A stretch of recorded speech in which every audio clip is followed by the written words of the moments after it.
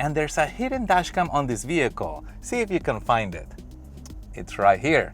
And it's not like I place a tiny little dashcam behind the mirror. The dashcam is not part of the car. It blends in with the original factory trim, which is gonna be great for those of you that are worried that somebody like the valet or the dealer may take advantage of your car, or for those of you that just wanna have a factory look while still being protected by a dashcam. It also supports GPS as well as park mode without hardwire. If you use their OBD2 power adapter, you literally just plug that into your OBD2 port and now you have park monitoring. And I have placed a link in the description down below to this dashcam if you'd like to get one for yourself. It is available for many different car makes and models if your vehicle is different than this one. Now my vehicle already has a cover that looks like this. The actual dashcam is just this portion right here, and I think that's what makes this camera blend in with the vehicle, because it makes it look like it's part of the original vehicle trim. Memory card bay is located on the right hand side. This supports up to 512 gigs of memory, and they have already included a 128 gigabyte memory card. And this is the rear camera and its extension cable, which uses USB-C. Now this is meant to be installed on the inside of the vehicle. I can peel this back and then I can apply it to the car. The view angle is also adjustable by adjusting this, turning it up and down, and this can actually completely turn around, which allows for vertical mounting. That is where the mount is facing this direction, and now this can be mounted on a vertical surface like the rear window on a pickup truck. And the GPS antenna is placed on the inside of the vehicle, and it allows the dashcam to track your location and your speed. And for power, we get this cable which allows the dashcam to pull power from the mirror area of your vehicle. Let me show you how the installation looks. And here's how I remove the factory enclosure. Most of the time there is a second part on the top, and this just literally snaps off, and then this usually either unsnaps or in this case it slides right off. And for power, notice that the connector has a little latch. If I push on that latch and pull up, this can be disconnected. Now I can connect the power pass-through cable. I'm gonna take this that came off the vehicle, I'm gonna plug it into the pass-through cable, and then there is this connector which is identical to the one that I just removed. I'm gonna connect that back to the car. So this essentially allows the car to still have power for its original systems, but also provide power to the dashcam. Next, I'll take this cable coming from the dashcam. It is labeled power plug, and that is gonna connect into the pass-through power cable I just installed. And with the power cable connected, I can go ahead and install this into the location, sliding up until it locks. And if you choose to use the rear camera or the GPS functions, these cables should be plugged in. If you don't want to use them, what I do, I just kind of tuck them in here, and then I can put the cover back into its place. And if you have a different vehicle, the Mangoal app actually has more installation guides, which include detailed walkthrough videos for a ton of different car makes and models. And the dashcam is gonna turn on automatically every time the vehicle is on. You'll get a chime and a voice prompt letting you know that it is recording. You could also turn off the startup sound. There is an LED indicator to let you know that it is recording, and there are two buttons. The first one is to manually power the dashcam off, and this guy right here that allows you to take a picture. And the app is called Skycam and connects to the dashcam and gives us a live view coming from it. We got that front view, and then we got the rear on a split view, and you could also make it bigger. Here's again the front view and rear view. Well, you could also cycle through the views with this icon. That's the front only. Then if you tap on this one more time, now it gives us the rear. Tapping this one more time gives us back that split view. You can also enable or disable the sound recording by tapping on this microphone icon. You can stop the recording or resume recording with this icon, and this guy right here allows you to take a picture. And the app is primarily used to change the dashcam settings or to get access to the video files without having to remove the memory card on the dashcam. Now what you'll find is that the files have been sorted out into folders. You have normal driving video, perhaps nothing exciting happened there. Then you have a folder for pictures. Then you have a folder for emergency videos, and then you have a folder for parking mode videos. Front camera videos are indicated with the letter F, and B indicates the rear camera. Let's tap on one of the videos. The video begins to play back automatically. And you can enlarge it if you wanted to see it full screen. Now let's go back to the other screen. Here's where you have the option to download a copy of this video to your phone for safekeeping, take a screenshot, or delete the video. And if you wanted to manage multiple files, there is a select option. That way you can put check marks on multiple things for download them or to delete them. Moving over to the dashcam settings, and there's quite a bit of customization on here.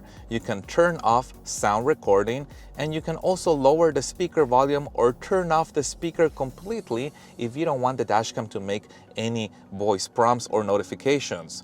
For video resolution, you have two choices, running the front at 4K and the rear at 2K, both of them at 30 frames per second, or decreasing the resolution, but now you gain 60 frames per second for the front camera, which can help with capturing fast-moving objects like license plates. And if you feel that the recorded video is too dark, you can increase the exposure to make the video appear brighter, or you can decrease the exposure to make the video appear darker. And this dashcam supports a G sensor, which is found under collision sensing, which allows the dashcam to detect when you get into a car crash, and you get 3 levels of sensitivity: low, medium, or high. And for park mode, we also get collision detection. Again, you can adjust the sensitivity of it, and time-lapse recording, and you can select up to how many hours you want of time-lapse recorded.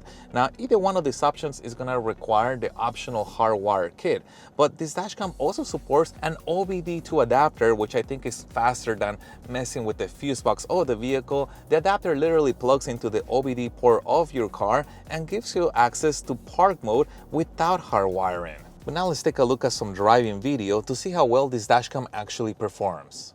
And this is an audio test of the Mangoal Stealth 4K dashcam equipped with the Sony Starvis 2 sensor, and I am sitting on the driver's side seat. And this is an audio test of the Mangoal 4K Stealth dashcam equipped with the Sony Starvis 2 sensor, and I'm standing outside the driver's side door.